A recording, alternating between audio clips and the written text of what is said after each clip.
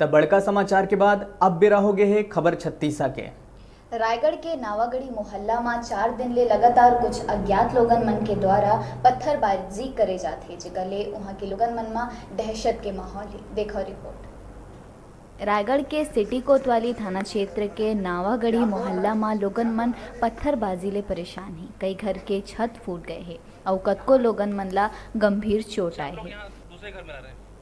वो तो जो अभी हम लोग खड़े ही थे और उसके बाद एक पत्थर गिरा।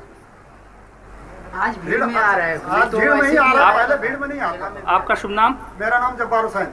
कौन सी कॉलोनी है ये जो नवागढ़ी कॉलोनी बोलते हैं। आपके घर में पत्थरबाजी हो रही है? कब से हो रही है? ये 5-3 जगह बार से हो रहा है। तब से आप लोग यहाँ दूसरे घर में रह रहे हैं?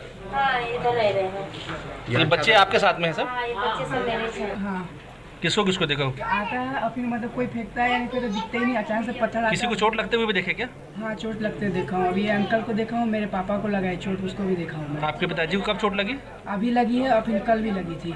कल भी चोट लगी थी? हाँ। लोगन मन सिटी कोतवाली थाना में घटना के जानकारी दे दिए है। पुलिस क्षेत्र के गश्त में लगे हुए हैं। रायगढ़ ले डिजिटल रिपोर्टर संतोष पुरुषवानी की रिपोर्ट।